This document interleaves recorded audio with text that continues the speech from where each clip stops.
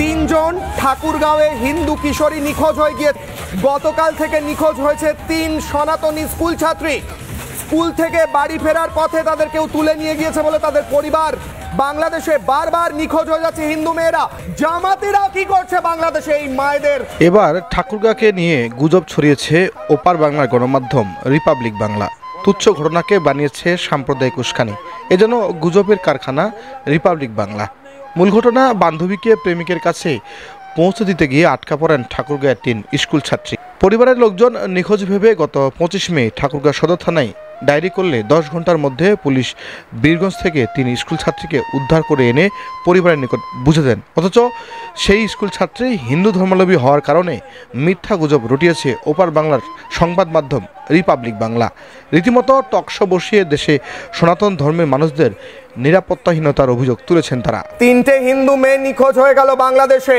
Defend যে করতো তাকে একটা ঠাটিয়ে চড় মারতো। আপনার কথা বলছি না, আমি বিবেকানন্দ কি করতেন সেটা ইমাজিন করছি।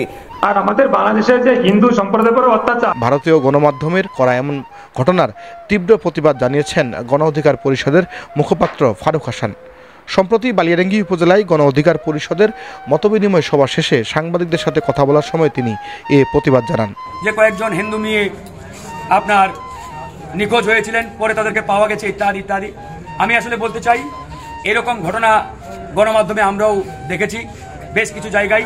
তবে আমার কাছে মনে হচ্ছে ভারতীয় পরিকল্পনায় এরকম 2-1টি ঘটনা তারা পরিকল্পিতভাবে ঘটিয়ে বাংলাদেশে এরকম একটা পরিস্থিতি তৈরি করতে চাই, বিশ্ব গণমাধ্যমকে দেখাতে চাই, বিশ্ব দরবারে দেখাতে চাই যে বাংলাদেশের সংখ্যালঘু, আমি সংখ্যালঘু বলতে চাই না, যে ভিন্ন ধর্মাবলম্বী নাগরিকরা আসলে ভালো নেই, শান্তিতে নেই, এরকম একটা পরিস্থিতি তারা দেখাতে চাই। এটা শুধুমাত্র তাদের রাজনৈতিক স্বার্থ হাসিলের জন্য। আমরা বলেছি হিন্দু, বৌদ্ধ, মুসলমান, খ্রিস্টান সবাই বাংলাদেশের নাগরিক, প্রত্যেকে শান্তিপূর্ণভাবে দেশে বসবাস করবে। এখানে হিন্দুদের উপরে কোনো নির্যাতন হচ্ছে না এবং ভবিষ্যতে হবে না। আমরা বলেছি এই বাংলাদেশে কোনো পাকিস্তানের তাবেদারি চলবে না, ইন্ডিয়ার কোনো তাবেদারি চলবে না, এমনকি আমেরিকারও কোনো তাবেদারি চলবে না। এই বাংলাদেশ চলবে বাংলাদেশের জনগণের সিদ্ধান্ত অনুযায়ী। জনগণ যাচাই, জনগণের যে আকাঙ্ক্ষা সেটা এদেশের জনগণের সিদ্ধান্ত নিবে। এদিকে ঠাকুরগাঁয়ের স্থানীয় বাসিন্দারা এই ঘটনার প্রতিবাদ জানিয়েছেন।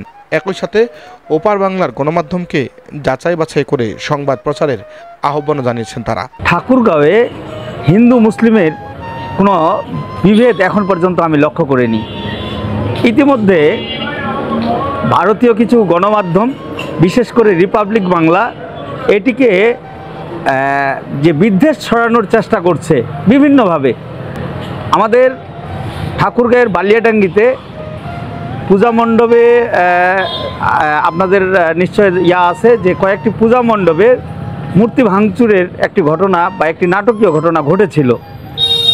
কে বা কাহারা এই ঘটনাটি ঘটিয়েছিলেন এটি ঠিক এখন পর্যন্ত প্রশাসন উদ্ঘাটন করেনি বা মিডিয়ার সামনে এটি খুলাসা করেনি। তো এটিকে কেন্দ্র করে রিপাবলিক বাংলা ব্যাপক অপপ্রচার চালিয়েছিল।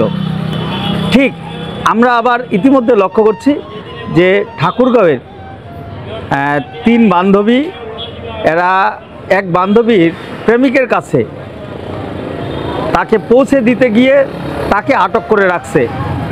এটা কোনো হিন্দু মুসলিমের কোনো ঘটনা ছিল না, যেহেতু এটি প্রেমিকের কাছে, হিন্দু ছেলের কাছে গেছে। এটি বাইরের হিন্দু মুসলিমের কোনো ঘটনা ছিল না বা এখন পর্যন্ত নেই। এটি প্রশাসন অল্প কিছুক্ষণের মধ্যেই, যেটি 12 ঘন্টা অতিক্রম করতে দেয়নি, এর মধ্যে উদ্ধার করছে এবং সত্যতা উন্মোচন করছে। এর মধ্যে ভারতীয় গণমাধ্যম রিপাবলিক বাংলা একটি টেলিভিশন চ্যানেল, যেটির আসলে ন্যূনতম নীতি ইথিক্সের মধ্যে, সাংবাদিকতার যে এই ইথিক্স তারা মেনটেন করে না। হ্যাঁ, এটিকে সব সময় বাংলাদেশের ন্যূনতম কোনো ঘটনা ঘটলেই সঙ্গে সঙ্গে এটিকে সাম্প্রদায়িক একটি বিভেদ সৃষ্টির, সাম্প্রদায়িক দাঙ্গা সৃষ্টির একটি প্রয়াস তারা চালায়। সেভাবেই নিউজগুলো করে, টকশো করে। এটি আসলে নিন্দনীয় একটি বিষয়, যেটি আমরা সাংবাদিক সমাজ এটি প্রত্যাশা করি না। একটি গণমাধ্যমের কাছে আমাদের সবসময় প্রত্যাশা থাকবে যে একটু সত্য উন্মোচন করা। এটি যদি ভারতীয় চ্যানেল রিপাবলিক বাংলা এটি করে তাহলে আমাদের কোনো দ্বিমত নেই। তবে যদি না করে তাহলে আমাদের পক্ষ থেকে আমরা প্রতিবাদ জানাবো। সাংবাদিক সমাজ, দেশীয় যে গণমাধ্যম, এটি যেহেতু আমরা পজিটিভলি চিন্তা করি, কাজে ভারতীয় গণমাধ্যম রিপাবলিক বাংলা যেভাবে নিউজগুলো করছে এটির আমাদের তীব্র প্রতিবাদ থাকবে। যদিও 5 আগস্টের পর ভারতীয় এই গণমাধ্যমটি বাংলাদেশকে নিয়ে বিভিন্ন গুজব রটিয়ে যাচ্ছেন।